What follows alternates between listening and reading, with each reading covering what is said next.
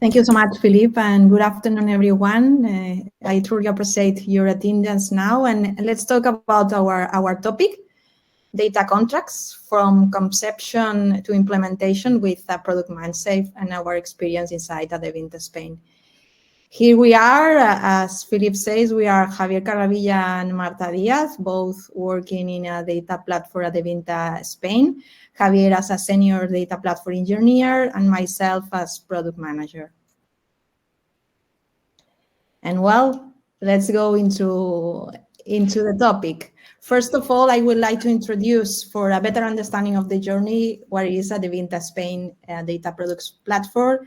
Then we will go with the why and the how this journey starts. And finally, Javier will go more in deep, touching the product and decision schema.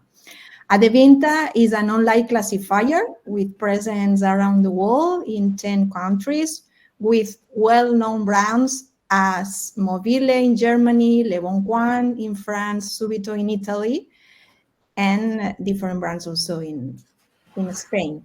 Here, the great numbers, but we work in different countries, but what we will explain is our experience inside one part, that it's Adevinta Spain, where the most important data inside, 1 out of 2 internet users in Spain connects to our platform every day. That means that we have a huge amount of data, and of course, a responsibility and a commitment with our users, with trusted transactions and secure.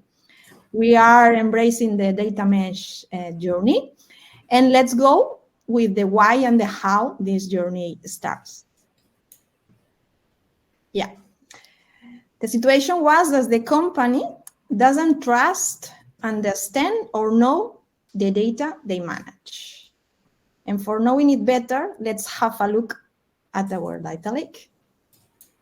So inside our data lake, there are a huge amount of data, and there are data we know and we don't know. So it's hard to discover this kind of data and if it matches or not with our needs. And once a user finds finally the data they need, they celebrate because it's a challenge, and well, all the rest of the users, as you can see, celebrate also. But let's go. What is happening? What is happening is that the expectations of have this data trustable, understandable, is not the reality. The reality is there are some data I know and there are some data I really don't know, and it is needed that I go more in deep for discovery. And let's go more in deep. Let's go to analyze what is happening, what is the process inside. The process that is happening is that the operational world creates some data, and once it's created, this is needed for the analytical purpose. So a man in the middle, a data engineer or a platform, is ingesting the data, and once inside is preparing the data with the customer. This customer has new requirements. The requirements come to the man in the middle. The man in the middle is trying to do their best. And of course, also some errors, some problems happens with data. Always the consumer is talking with the data engineer, and the data engineer is trying to do their best because he doesn't know or she doesn't own the data, and it's a hard effort. And what is the illness? Well, the illness is that this company has an API and database vision. It's surfing Diogenes syndrome. He's ingesting all the data, and once inside, is analyzing and trying to solve all the problems. What are the symptoms of this illness? You feel alone as a user because you ask for data, you ask for things, and there's a lack of ownership. Another thing that is happening is you, as a data engineer, as a platform, you are always on alert. If some problems appears and you have to solve, a man in the middle, all the problems that maybe can be solved at the producer side, you have to solve because there's not communication. Another symptom is that you don't know what the columns means. There's a lack of analytical metadata. So you have to go in deep, you have to analyze, and then you realize that this is the data or not. And one very, very important thing is that you are not sure about how many personal information you are managing. So GDPR and data security, it's a best effort with a high cost and a complex ensuring because you have to do always the same thing. But well, don't worry, because we have the treatment here. And the treatment, of course, his name is data contracts. In data contract, is about trust and understanding. It's about that the users know exactly which kind of data there are, and they can trust, and they know if it matches or not with their needs. So this process that we have been analyzing in some slides ago changes, because suddenly the producers and the consumers start communicate. So the first step is that the producer and the consumer start with data requests and requirements, and it appears a data agreement. The producer knows that the data he's producing is important for analytical purpose and knows what data exactly the consumer needs. So it appears this data agreement, and then the data platform team appears as an enabler, putting a product, putting a data contract for putting there all the data requirements, all this data agreement, and putting there all the services with the observability, with alerting for knowing if something different from the agreement is happening. Now is the moment to see this lovely solution. Javi, it's your turn, touching the product. Thank you, Marta. Good afternoon, everyone. Let's move on a more technical view of our contract-based architecture. As Marta said, the most complex change has been one of mindset. However, we have to build many tools to make this vision possible. The benefits has been clear. We have gone from a system in which our team was concentrating many tasks and in which has become a bottleneck to one in which the control lies in the data owner. Let's talk about three things. What is a data contract at Adevinta Spain? What is its life cycle? And how it's used in data ingestion. To understand what a revolution it has been, I'm going to share with you how Adevinta Spain worked before the contracts. In Adevinta Spain, we have been working with a schema repository for years. It contains the schemas of all the events that are stored. Users analyze the information that want to ingest, create a JSON schema for each event, and then upload it to the repository where it is stored. The user is very used to this way of working.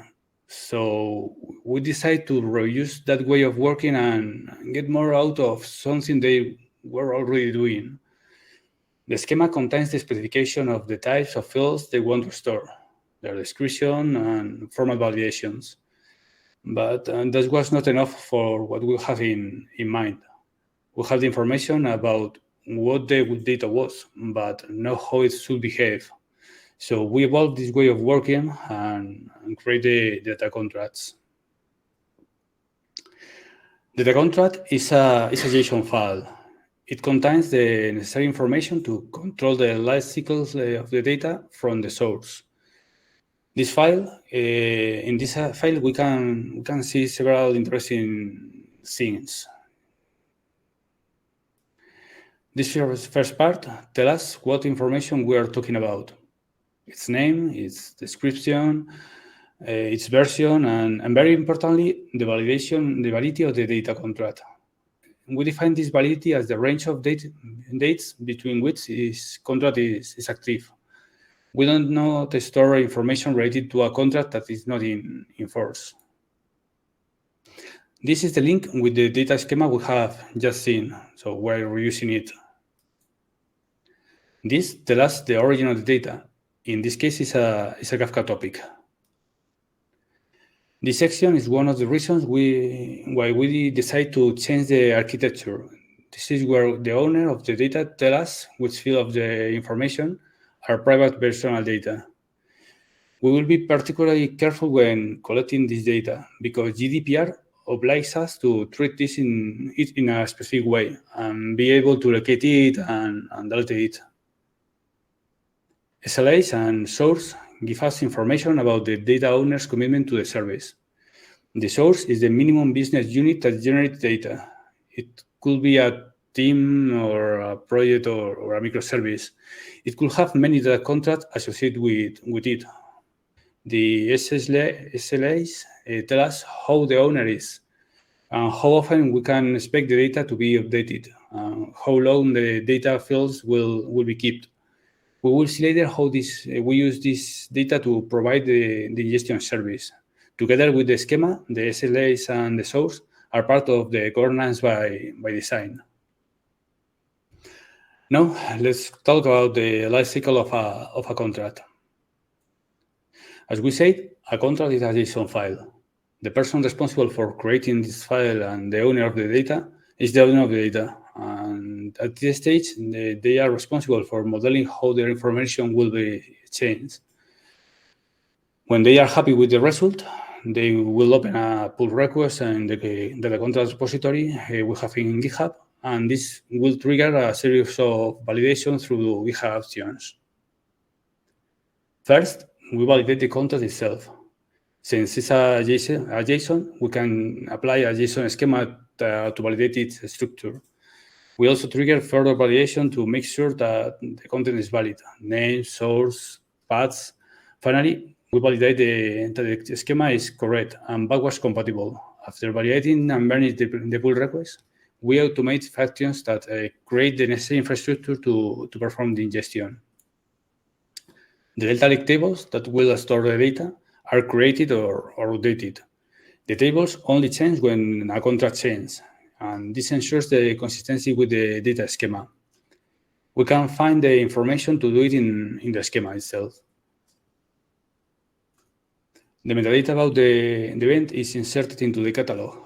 At this point, we are talking data from both the contract and the schema, and this is automatically updated each time that the version of the contract changes.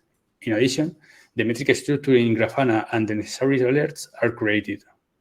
All this information comes from the schema and the contract fields. The Airflow DAG that will run the ingestion is also created automatically. This DAG is created at source level, so it orchestrates more than one contract. Remember that a source is a unit of data creation whose data is closely related. This simplifies the orchestration of processes that will consume from this source, as well as the error handling. The DAG is responsible for deciding when to launch on the source ingestion or not. This is based on contract fields such as effective start date, end date, or load frequency. Okay, we have already seen what a contract is, and we also have seen how during its life cycle all the infrastructure we need are created. From this point on, the event is ready for ingestion. And this is the third and final point we will talk about. We have developed an application to do data ingestion.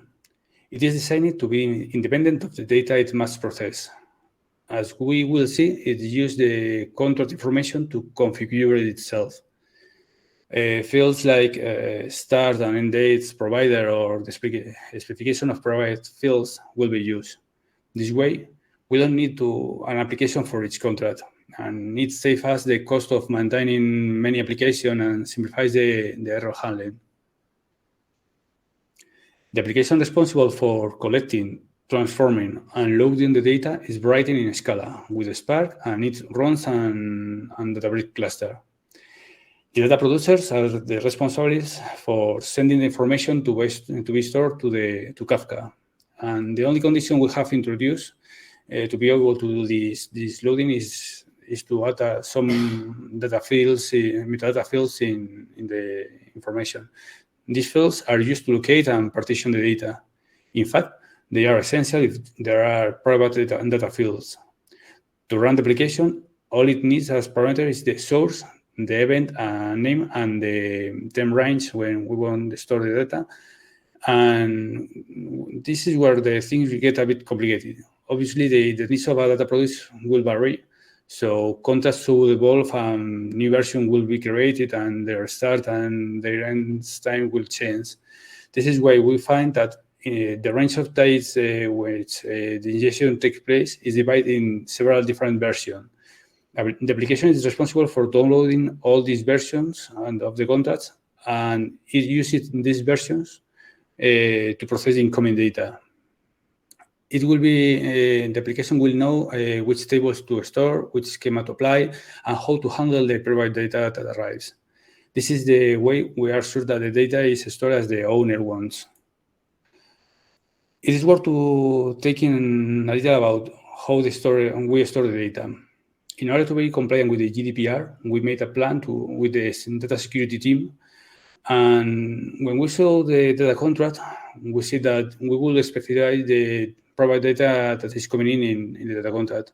We distinguish between two types of personal data, without analytical value and those that has an analytical value. The application takes care of deleting all the personal data without analytical value.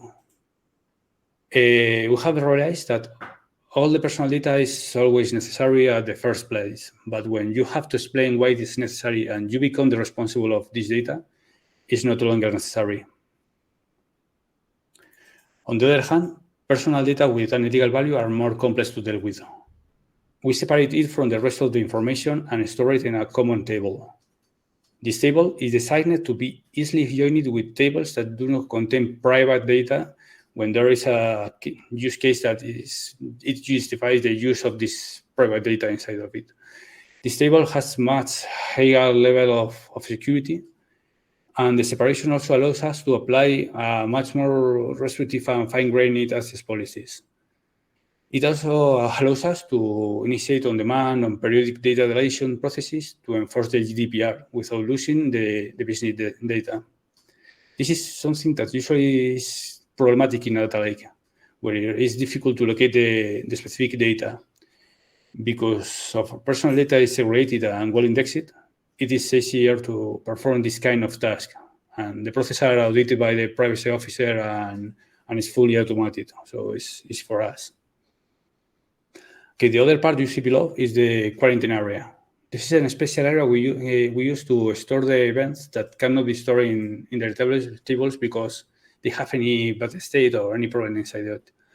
It stores both the events in raw format and also the error that occurs. So it allows us to resolve and see the information later.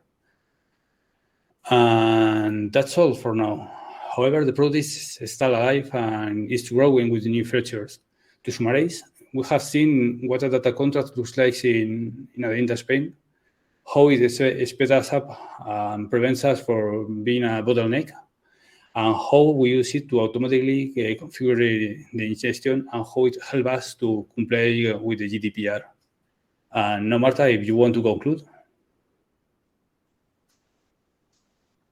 Yes, we can see data contract is about communication, a new way of communication, something that is happening now that before it doesn't happen. And it's about trust and understanding, because this communication brings a lot of clarity and a lot of data for a better analyze.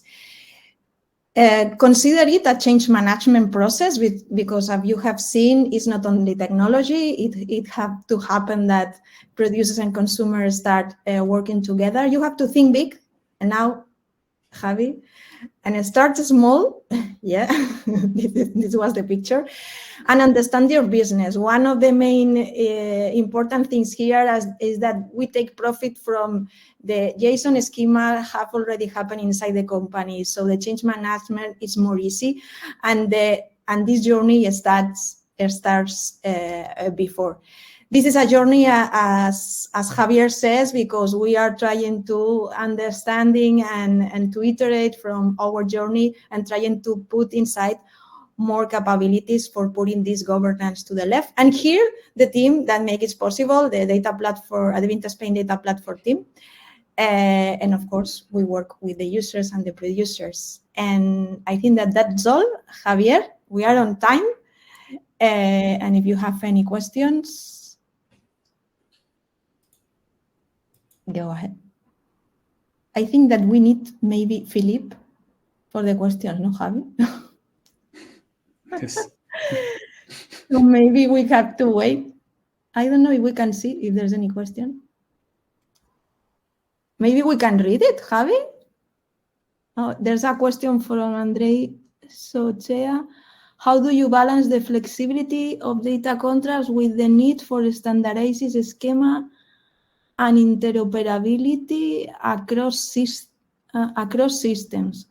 How do you balance the flexibility of data contracts with standardized schema and interoperability across systems? Well, the standardized schema was something that was already happening, no? Javi, sorry. Because Yes. was something that was implemented inside the operational wall. Okay, as we said, we use the old schema we're using in the company to improve its way of working. So with this in mind, we are reusing the way of working we had and trying to improve it by adding new features and new ways of work. So I think is the way to do it. Well, one thing that happens also is that there's a field talking about the description of this. We start with the question. Sorry, Philip. No, far away. Yeah, so we were reading and we were just answering. So yeah, it's perfect. It's perfect. Just coming back because we're getting through. Yes, right. Carry on. I was just saying that you have to put up the name of the column and also the description. And it is true that, as we say, it's something that we are iterating. And we find here that it's needed, of course, to talk about the interoperability, because maybe there's one schema that it's coming with, the name of the user is name and the other is e-name or something like this. It's true that we started with a standardized way, so it was more easy. But it's true that during the journey, we will learn more and we will try to do this interoperability better, trying to understand at the beginning what this column means for trying to make it interoperable as much as possible. But it's true that it's something that we are learning, and once we are knowing what is happening, and another thing is just how the user are crossing this data and how can you put these things that they are doing once the data is inside at the beginning, at this data contract. So Andre is a challenge and we are trying to solve it, but we don't have the final solution. We are learning. Good stuff.